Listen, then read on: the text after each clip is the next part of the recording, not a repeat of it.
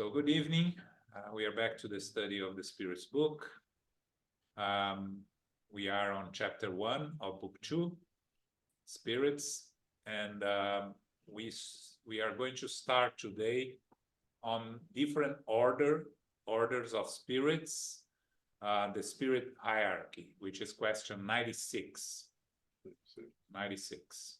Okay, we studied the perispirit last week, the ubiquity of spirits, and then we stopped there. So perispirit, we for the first time we talked about the spirits having a spiritual body, which in Spiritism is called perispirit, and we mentioned that we have to be careful because outside Spiritism this is not a known word.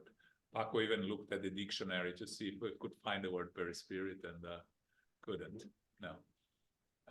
We talked about these words that were. This is one word that was created by Kardec in the codification of Spiritism, and I told Paco that the word was first used here when Anna Blackwell translated the Spirits book in the 1900s, right? So it may have been in the dictionary, but no. Anyways, so today it's a different subject. We're going to talk about the evolution of the spirits, the different orders of spirits. Okay, Philip. Number 96. Are all spirits equal, or is there a spirit hierarchy? There are varying degrees according to the level of purification that they have attained. So we have as many degrees of spirits as we have spirits, because not a single one is equal to the other. Like they say, the spirits say, no single reincarnation and no single discarnation is the same as the others. But of course, we can put them in groups. The fact that you have a class of students, they are all around the same level of learning, but of course there are different students and each one has different abilities and different evolvement. It's the same thing with spirits. Kardec tries to organize them based on information by the spirits in different classes. Okay. Next. 97. Is there a set number of orders or degrees of purification among spirits? The number is unlimited because there is no marked line between the different degrees of elevation. As there are no fixed or arbitrary divisions among spirits, there may be a greater or lesser number of orders, depending on the point of view from which they are contemplated. If we consider the general characteristics of spirits, we may reduce them to 3 principal orders. The highest rank is held by those who have reached perfection. These are the pure spirits. In the second rank, we have those who have reached the middle of the ladder. These spirits are mainly concerned with doing good. The third or lowest rank comprises those who are towards the bottom of the scale, the imperfect spirits. They are characterized by ignorance, a penchant for malevolence, and all the low passions that hinder their progress. So the spirits gives us here 3 classes, 3 degrees of type of spirits, right? Which makes sense, right? We have on the top, we have the perfect spirits, spirits that reach perfection, meaning the moral elevation, because we know that the progress is incessant. So even perfect spirits or pure spirits are evolving. But once they reach that category, they are in a class of their own. And then we have in the second rank spirits that are concerned in doing good, which is mainly spirits that already have understood that in order to progress, you need to be helpful to other spirits. You need to assist others. You need to think about others before you think of yourself, but they haven't yet reached the level of pure spirits. They still have to evolve both morally and intellectually, but mostly they are concerned with doing good. And then the rest, us, the imperfect spirits, which are spirits that at different levels still struggle to think outside of themselves, that may make an effort at the higher levels of imperfect spirits, are already understanding the need to evolve through helping others, but they are still not able to do it on a regular basis. So I know that I have, in order to progress, I have to do good. I have to help others, but it's still not something that is part of who I am. It's something that I have to make an effort to do, because if I go back to my natural instincts, I'll try first to think about myself, and then maybe others, right? Or I think about my loved ones and disregard the others. This is at the level that we are, according, of course, to different degrees. And then Kardec is going to divide these three orders in several classes, which are with different tendencies, different abilities. But in terms of these three orders, considering, of course, that we cannot draw the line between the orders, right? Because everything is fluid. You are evolving on a fluid level. But again, if you become a spirit of the middle of the ladder, the second rank, you're not coming back to the first. We are always moving forward. The law is of progress. Okay, so that's what the spirits tells us here. Okay, questions, comments? No? Okay. 98. 98. Do second order spirits only desire good, or do they also have the power to accomplish it? That power is proportionate to their degree of perfection. Some are distinguished by their scientific knowledge, others by their wisdom and kindness. Despite this, it is still necessary for all of them to experience trials. So what Kardec is asking the spirits here is the second order. Are they only desire to do good, or they are actually doing good? They have the power to do good, and we know they do, right? We just have to look at Mother Teresa, which I imagine is a second order in the second order, the work that she has done to help others, and how active she was in assisting the needy individuals there in India, right? So the second order spirits have the ability to do it. Of course, depends on their degree of involvement, right?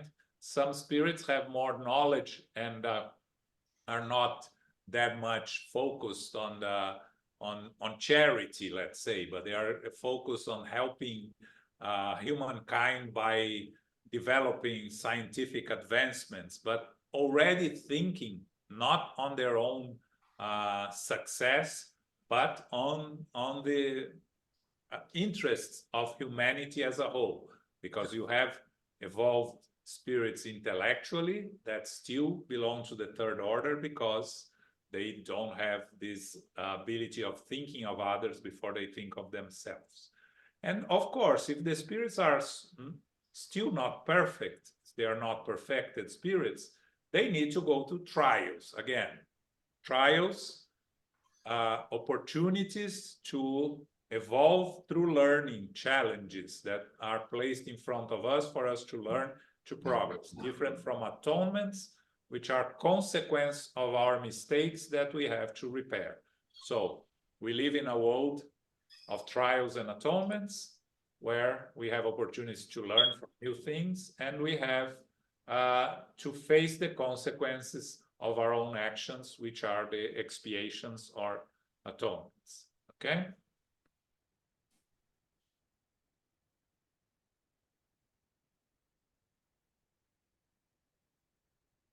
99. Are all third order spirits essentially bad? No. Some are neutral, not doing any good or bad.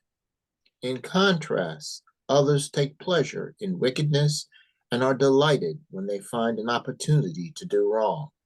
Others may be flippant or mischievous rather than malicious. They amuse themselves by perplexing the human beings on whom they are able to act and annoying them with for their own pleasure. Yeah, it's important for us to understand that third order spirits are imperfect spirits, not necessarily evil or bad. It's just spirits that still have our imperfections, their imperfections, predominating over their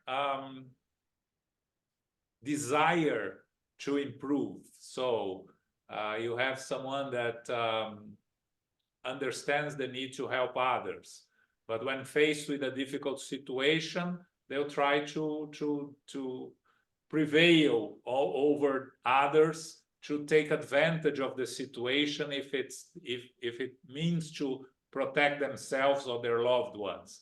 They still are not able to put the right of others ahead of their own rights. But they're not necessarily bad. They're not evil. They're not planning to do evil. They don't have the intention. They recognize the imperfections they have, and they may even be fighting to overcome their imperfections, but they still don't have the natural ability to do good.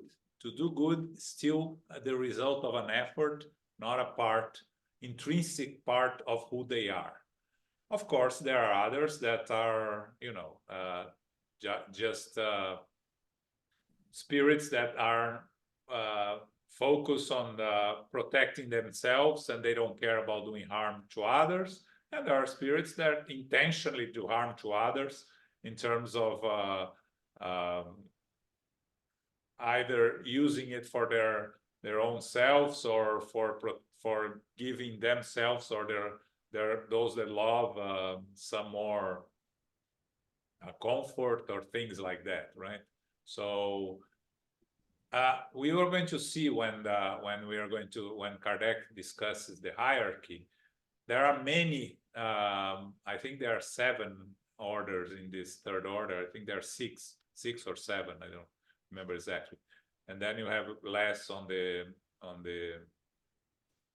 middle ground. But we have to understand that most spirits incarnated on Earth belong to the third order, right? This is still a world of trials and atonements, so most spirits here incarnated are of the third order. Okay. Okay. We have a long text we are going to break into. Okay. 100. Preliminary observations. Spirits are classified based on the degree of their advancement, the qualities they have acquired, and the imperfections they still possess. This classification is by no means absolute. It is only a summary of the typical character of each category, for each flows seamlessly into the one immediately above it. Specific characteristics of the successive categories blend into one another as is often the case in nature, as seen in the colors of the rainbow and the phases of a human life.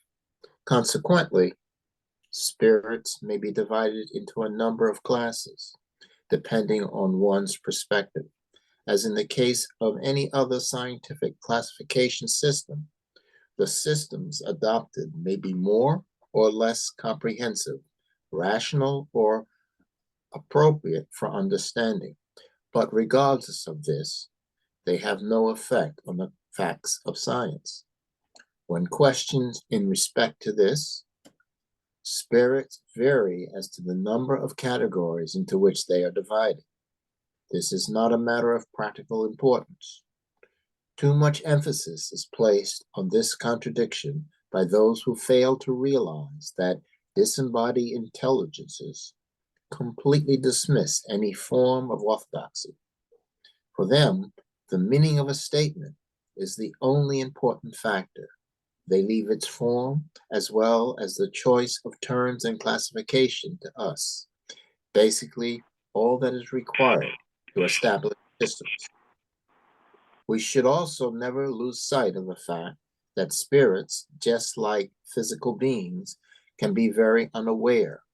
They can never be too careful. We can never be too careful in believing that all spirits know everything simply because they are spirits. Okay, thanks, Philip. So first, this was written by Kardec, okay? This is not the spirits writing. This is Kardec writing it based on the information he received from spirits. And Kardec, as a scholar, as a teacher, he very much liked organization. If you see the Spiritist codification is very well organized, very well divided. I'll answer your question in a second, Jessica. Thanks.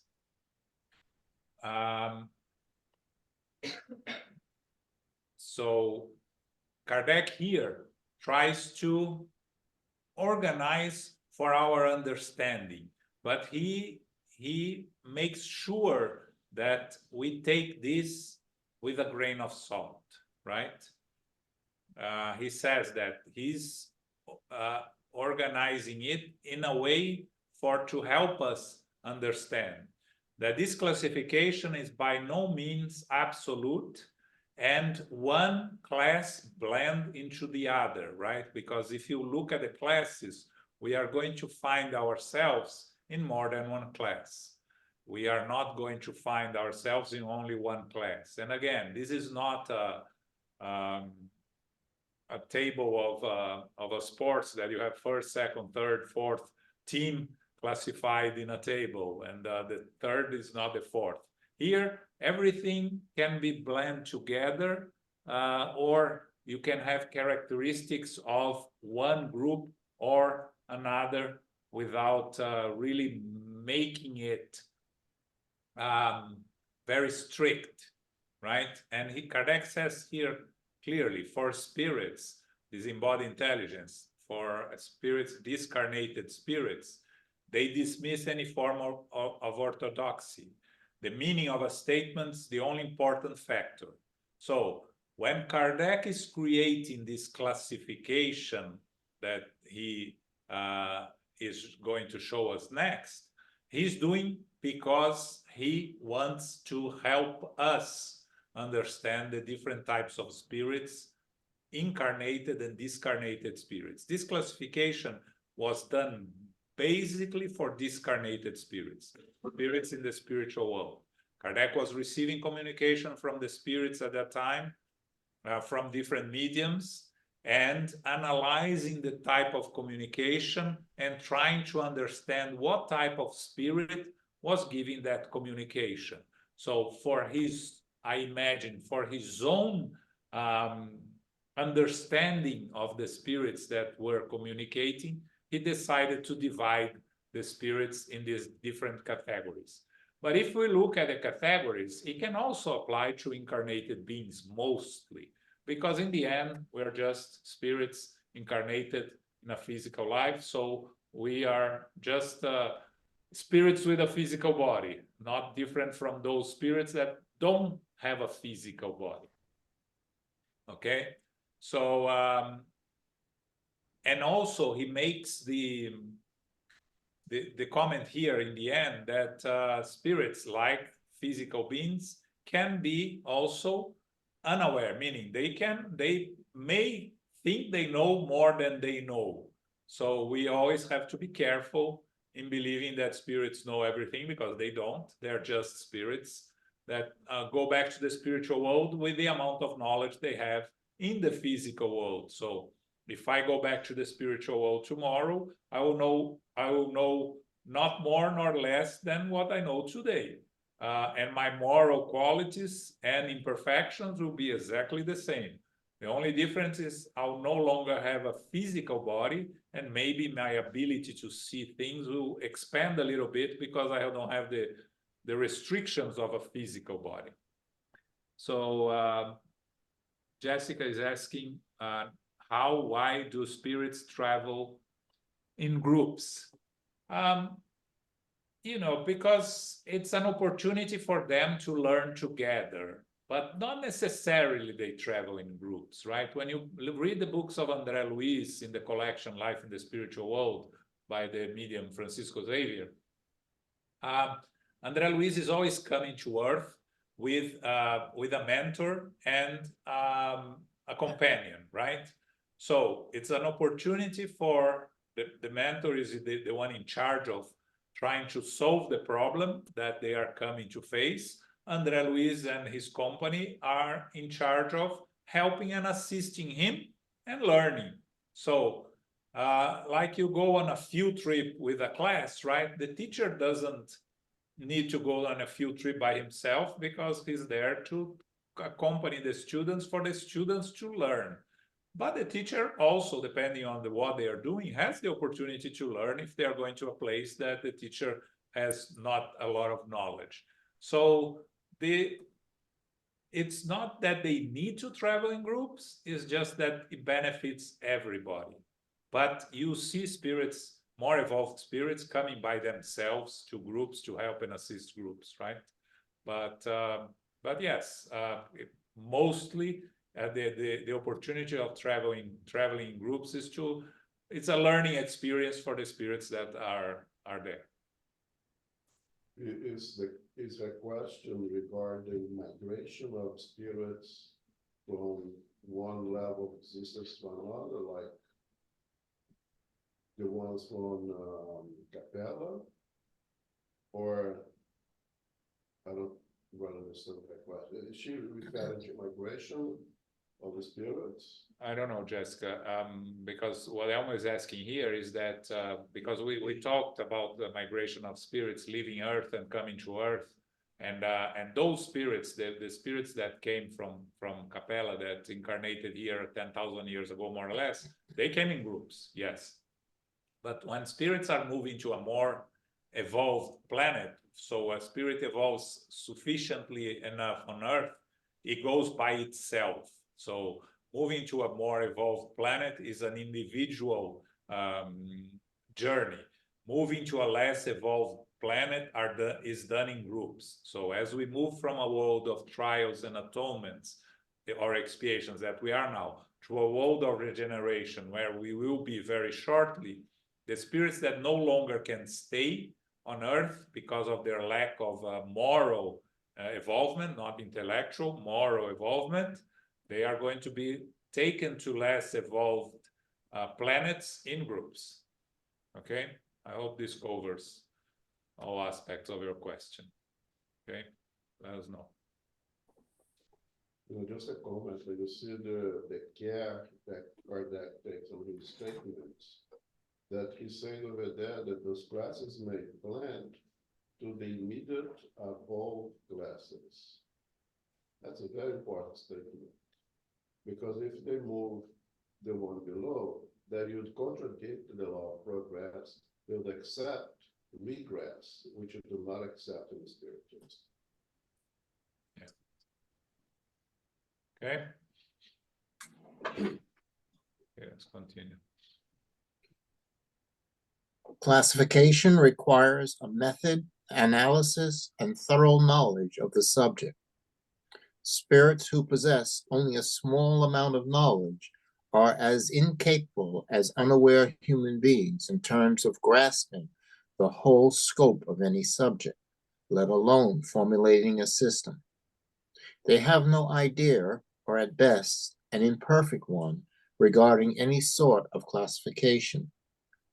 All spirits superior to them appear to be of the highest order, because they are incapable of distinguishing between the various shades of knowledge, capacity, and integrity by which they are separated, much like a savage would not be able to distinguish between the characteristics of civilized people. Even those who are capable of making this perception may vary in their comprehension of details according to their unique perspective, especially in regard to a matter that is not unconditional. Linnaeus, Jussieu, and Tournefort each have their own classification system, but the nature of botany has not changed due to this variation between botanists. They have not invented plants or their characteristics, only observed certain analogies according to which they have formed certain groups or classes. We have proceeded in the same fashion. We have not invented spirits or their characteristics, only seen and observed them. We have then judged them by their own words and actions. And I lost it. We have to be there at the top. Action. We have not, we have not been observed them. We haven't judged them. We have then judged them. Oh boy, we have we have then judged it. Start here. We have then judged them by their own words and actions, and then classified them by similarity. Our classification is based on the information provided by them. Spirits generally acknowledge the existence of three primary categories or main divisions. The bottom of the hierarchy is made up of imperfect spirits who are characterized by the predominance of material instincts over the moral nature and the propensity to be wicked. Second-degree spirits are good spirits characterized by the predominance of the moral nature over material instincts and the desire for good. The first or highest category consists of those who are pure spirits and have attained the supreme degree of perfection. This division of spirits into three separate categories is perfectly logical, and under this general classification, we only need to highlight subdivisions within these three categories. We have done this with the assistance of the spirits themselves, whose benevolent teachings have never failed us. Under this table, it is easy to determine the superiority or inferiority of the spirits with whom we may communicate, and consequently the respect and confidence to which they are entitled.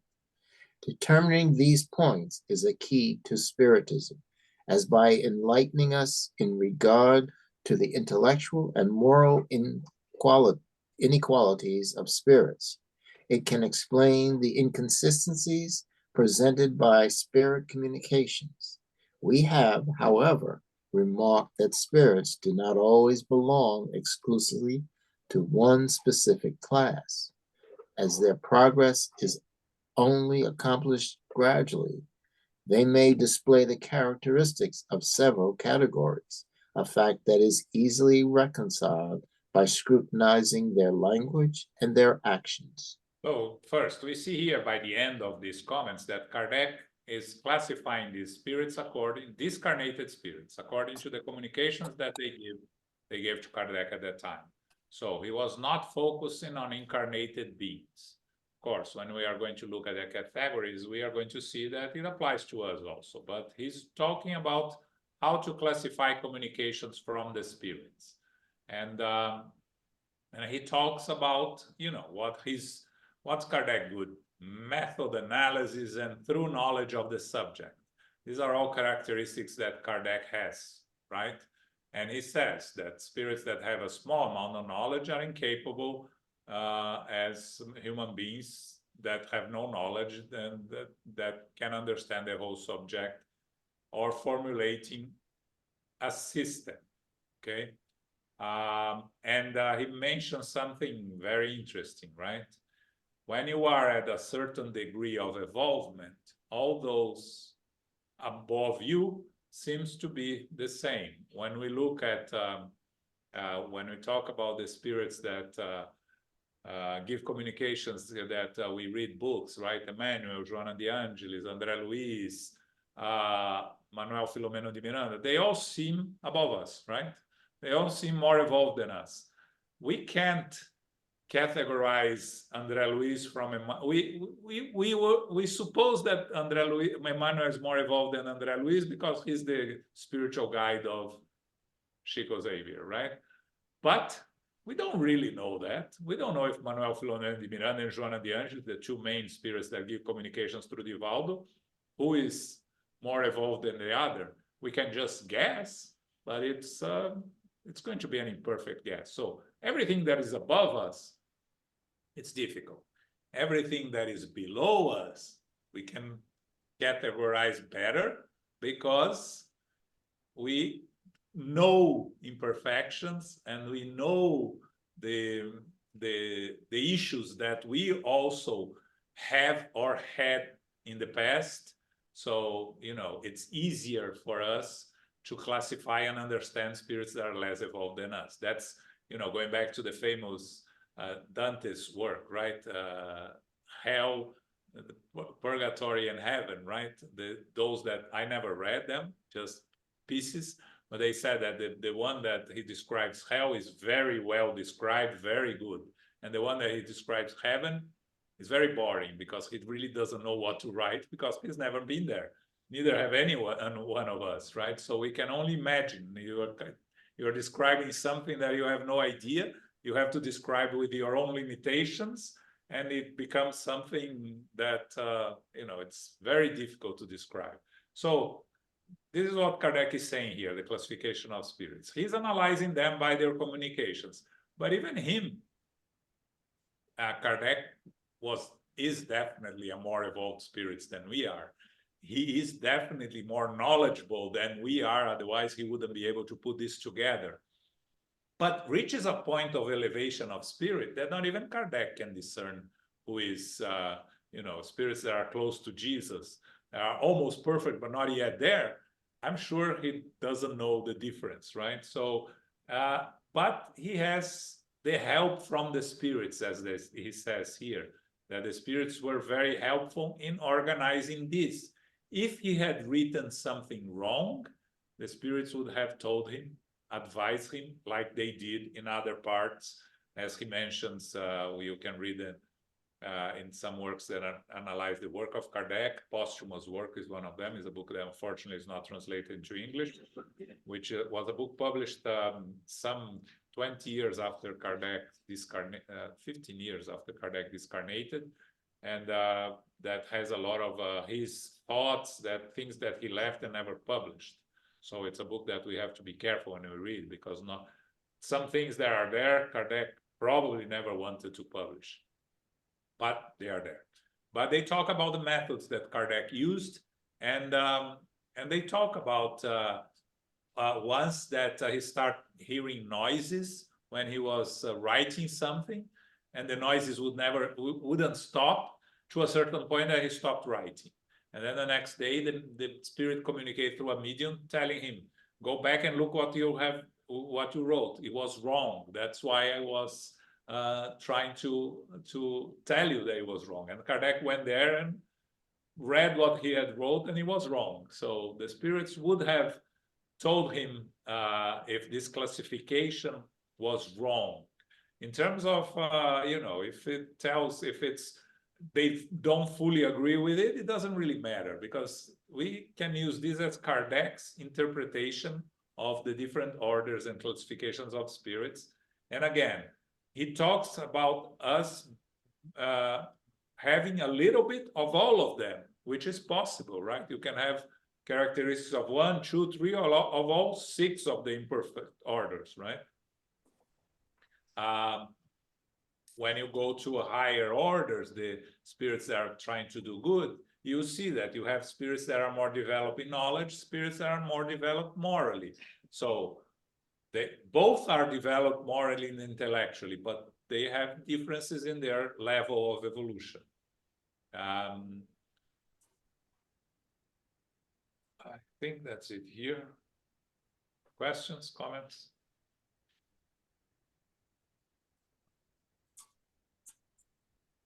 Okay. So now he's going to go order by order and the divisions. Okay, of course, starting from the lower to the higher. Third orders, imperfect spirits. General characteristics. Matter has a predominant influence over the spirit. The spirit has a propensity to do wrong and is marked by ignorance, pride, selfishness, and all the related vile passions. They intuitively realize the existence of God, but they do not understand God. They are not all entirely bad. Many of these spirits are more frivolous, lacking reasoning power, and love mischief rather than being downright malicious. Some do neither good nor bad, but the very fact that they do not do good is a glaring indication of their subservience. In contrast, others take immense pleasure in doing wrong and are thrilled when they discover an opportunity to do wrong. A certain amount of intelligence is often associated with malice and the love of mischief in these spirits. However, regardless of their intellectual development, their ideas lack elevation and their sentiments are inferior overall. Their knowledge of the spirit world is narrow, and what they do know is muddled with the prejudices of the physical life. They give false and incomplete notions of the spirit world, but an intent observer may always find the validation of great truths proclaimed by higher spirits, no matter how imperfect their communication may be.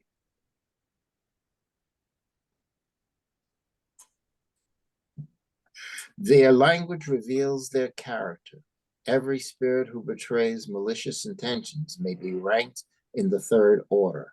Every bad thought suggested to our minds comes from a spirit of this order.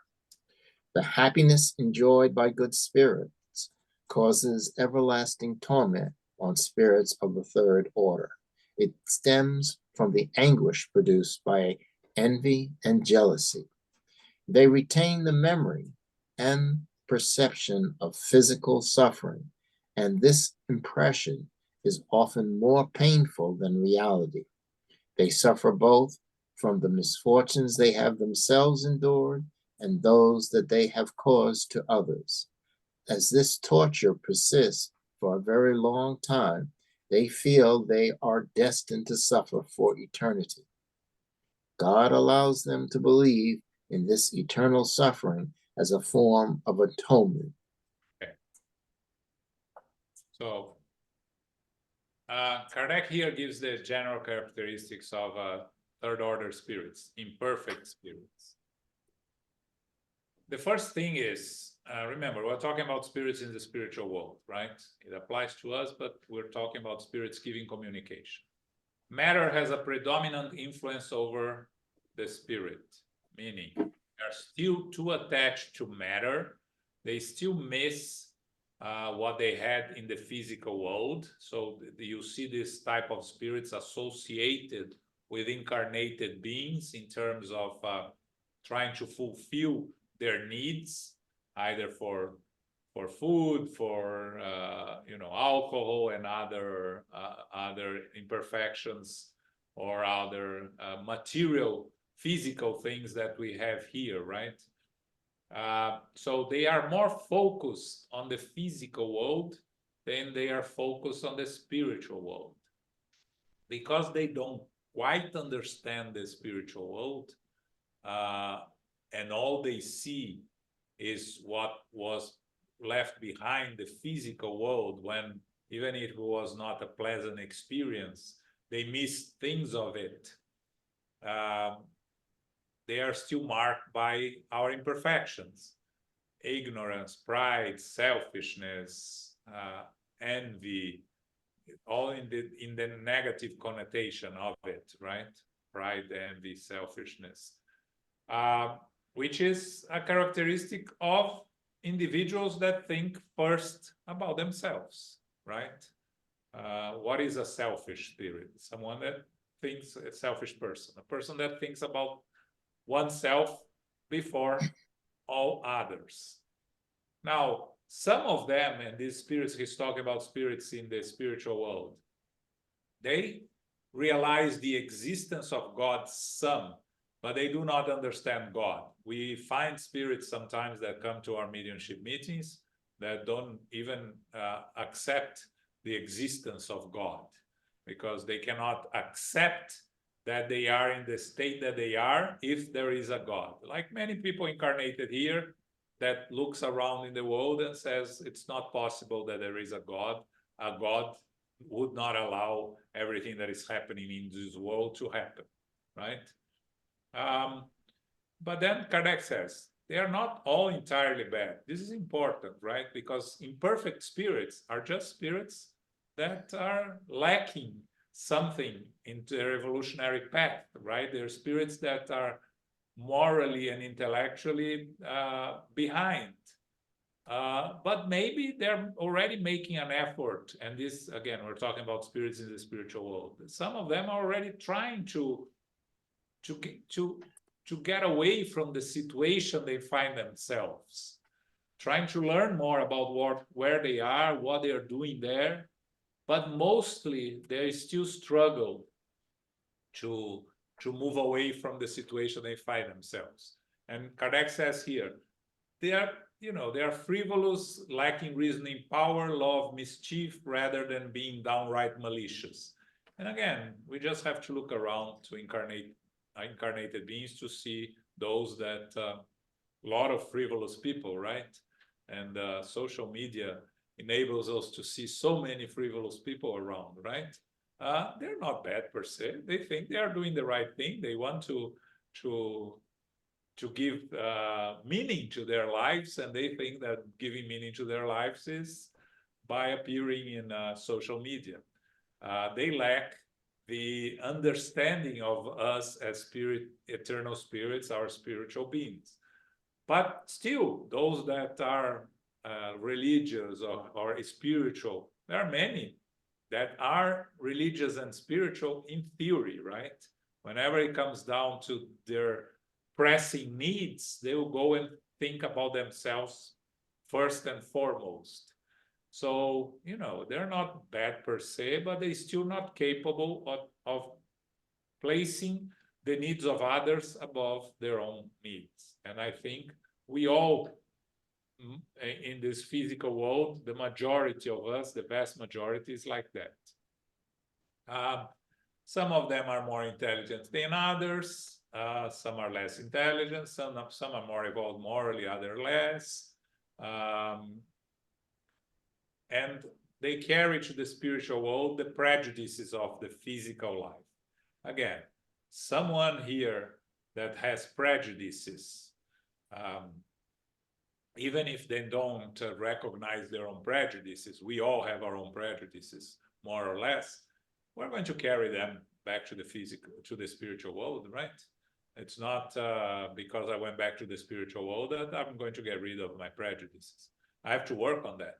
And if I haven't worked on that my physical life, I will have to work on that on the spiritual life. I'll carry that. So when the spirits give communications, they will give incomplete notions of the spirit world, right? But Kardec says, in all communications, you always can find some truths. Every week here, we work in the mediumship meeting, right? We receive suffering spirits, evil spirits, all sorts of spirits, but we are always learning from them. There is always something to learn, something, at least how to prepare ourselves better for when we go back to the spiritual world. So communications from less evolved spirits are important. If we know how to separate what is good and what is not really truth, we can use those communications to help us. We recognize them by their language, as Kardec says here, right? Because a spirit that is not an imperfect spirit cannot keep an elevated language for all time. Can talk in pieces of it, but cannot. It doesn't last forever, right? You end up recognizing this type of spirits by their language. Those that have, of course, malicious intents, and those that try to influence us to do the wrong things, right? And these spirits, you know, I was listening to a talk today, and I found a very interesting point, right? Can these spirits be happy? They can be happy momentarily, but they don't have happiness, which is a different thing, right? Happiness is a durable thing, right? Being happy is a temporary thing. You know, you buy a new house, you're happy with your new house. And if you think only of material things, some years go by or even less, and you want a better house, right? So you were happy for a short while, now you want, but it's not happiness. Happiness is when you are happy with all that you have, and you are not desiring material things, physical things, more than what you already have. So you know, when you have, like he said in the lecture, when you have bread and butter, you are not happy with it, you want jam also, right? You only need bread and butter, but we always want jam, and then we want more, right? So this was Décio Iandoli. So, you know, these spirits, they end up betraying themselves because they lack the evolvement to keep their thoughts and their explanations organized. Whenever a spirit talks too much or the communication is too long, the written communication is too long, you can suspect, because more evolved spirits, they give short communications. They say a lot in very short communications. We use the book Living Spring on Mondays here for our studies, and it's all messages that it was one and a half page, right? And you can do a lecture on the page. Sometimes me and Elmo have struggled to talk about the passage in only 10-15 minutes that we have here. Sometimes we get lost and start talking more than we should, right? Because there is so much to be found in these short messages from Emmanuel. But sometimes you read messages that go pages and pages, and you read them, and I read it, some types of messages received by so-called mediums, and then you read, and then there is nothing. By the end of it, you read 3-4 pages, and what did you learn there? Nothing.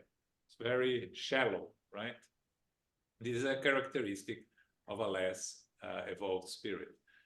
They retain the memory and perception of physical suffering. There's too much connected to the physical world. So whatever they carry back to the spiritual world, they still have this perception, and they suffer more than they should if they knew how to deal with this, what they have, because they don't know how to get rid of it. And it is, as Kardec says here, it may be a form of atonement following the natural law, right? You need to sometimes struggle to learn how to deal with your difficulties, and the only way you can learn is sometimes by going through the pain and suffering that experience gives you, okay? Okay, comments, questions?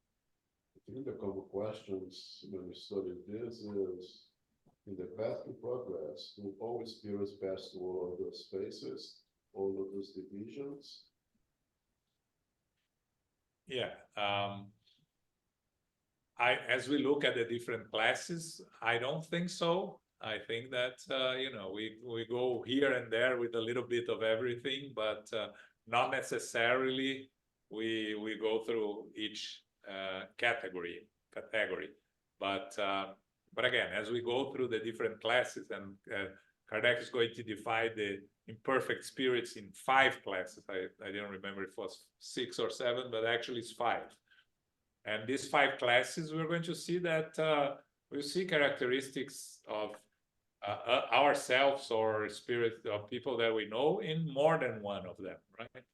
So Kardec, remember, Kardec is going from the bottom to the top, right? So this 10th class that he's going to start here, the impure spirits, is the lowest class of spirit according to his classification, okay? And I think we'll have, we'll do one. We'll do all. I think it has to be this way, right? You have to start from this because the law is from simple and ignorant. It's perfected. My hypothesis, my imagination tells me that all of us passes to all of them. Some spend more time, some goes very fast. You know, this is not good. Let's move up and keeps going up at a faster speed because we have the free will, and with that free will, utilize our intelligence in association with the conscience that we have enough that we get where we have all the laws. Some people make good use of those 3 things and move very fast. Some people enjoy suffering and stay there longer. Yeah, if you think of our evolutionary path, the spirits tells us that we can evolve through love or through pain, right? So learning through love, evolving through love, is learning from others' mistakes, right? For us not to do the mistake, or learning from our own mistakes and not repeating them. So it is possible that we pass through these classes very, very lightly. Hard. It is hard as we are imperfect spirits, but possible, yes. And you know, we can learn from these spirits that are struggling in a specific class and not spend much time there. But probably we have spent some time in the lower classes, and we're still going to struggle to overcome these classes. I don't think we're going to start here because it doesn't make sense to do one class here, the 10th class, and then stop and then come back next. We have 5 classes of impure spirits, imperfect spirits. The 10th class is impure spirits. So we come back next week and we start here on the 10th class, which is impure spirits. Okay? Any final questions, comments? Okay. Quickly, Yes. you mentioned the Life in the Spiritual World series by Francisco Xavier. What books does that include? It starts with Don Solar, and then goes to the Messengers, Missionaries of the Light, Workers of Life Eternal, In the Greater World, Liberation, Between Heaven and Earth, which is the book we're studying on first Sunday of the month, Action and Reaction, In the Domain of Mediumship, Sex and Destiny, and Life Goes On. This is the spiritual Life in the Spiritual World collection of André Luiz. There are 2 more books that belong to this collection, but they are more of a study books, which is Mechanisms of Mediumship and Evolution in 2 Worlds, which are much more technical books than Life in the Spiritual World. But these are the books that I mentioned. So you can read them in order, which is better, but you can read them independent of each other. If you want to learn more about mediumship, for instance, In the Domain of Mediumship is one of the best books to learn about mediumship, especially because it talks about mediumship as seen from the spiritual world, right? The books we study on mediumship are all written by incarnates, and this one is written by a spirit. So it's a very good book to learn about mediumship. Okay? Thank you. Thanks. So what we have for this weekend, the first thing that I want to remind everyone is that we are going to have a special lecture here on May 11, which is a Saturday, by Dr. Alexander Moreira Almeida and his wife, Dr. Angelica Almeida. He's the most renowned spiritist scientist in Brazil, and he just published a book which is called Science of Life After Death, scientific investigation of the survival of the conscience, and he's coming here for lectures in at Columbia University and Congress of Psychiatry to talk about his book. And he's giving us an opportunity to do a presentation for ourselves. He's going to be here at SGNY's building on May 11, which is a Saturday from 3 to 6 p.m. His wife, Dr. Angelica Almeida, is going to talk about her work in the project Allan Kardec, which is the Rescuing the Origins of Spiritism. It's a very nice, beautiful project that she's part of, that they are doing in Brazil. Both lectures in English, and you have to register, you have to pay for the entrance, and the information you can find on the Tri-State Spiritist Federation website, or you can check, there are links on our weekly email for you to buy the tickets.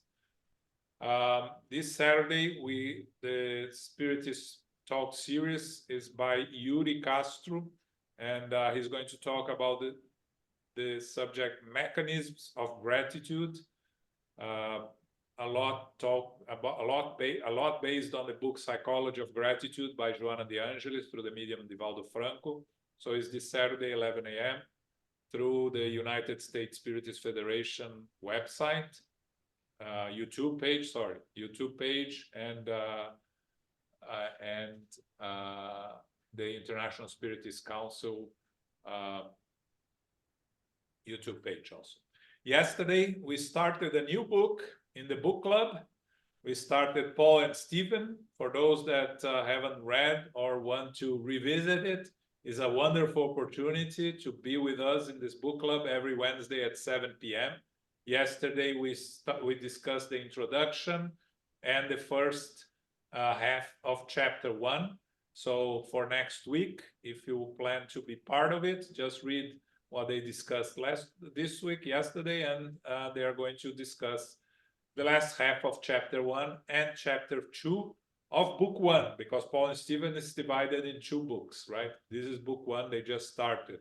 So every Wednesday, 7 p.m., the book Paul and Stephen, considered one of the top 10 books of Spiritism.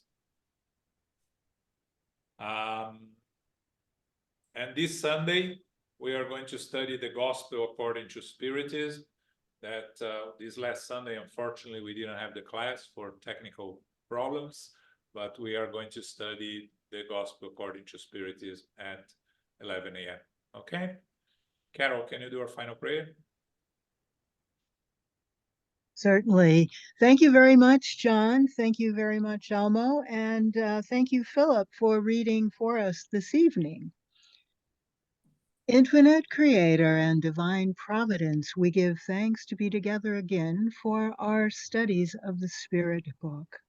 Book 2, Chapter 1, Spirit Hierarchy.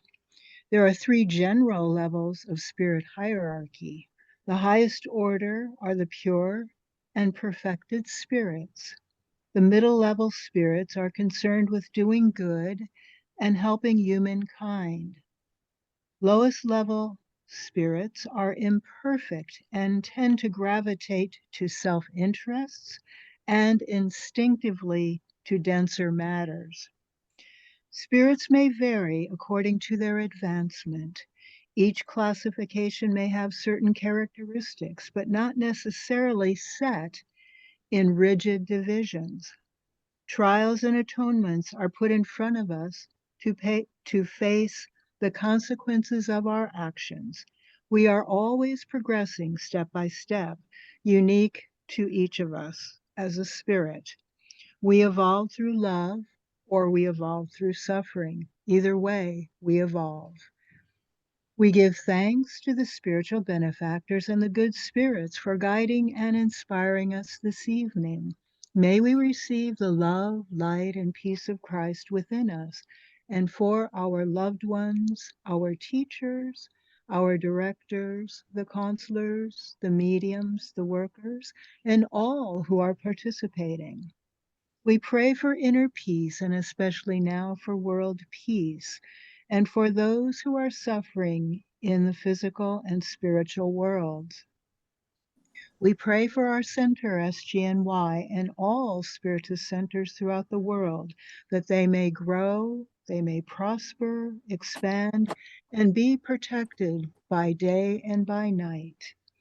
As we close, we humbly ask for safety and protection as we return to our family, friends, loved ones, and coworkers.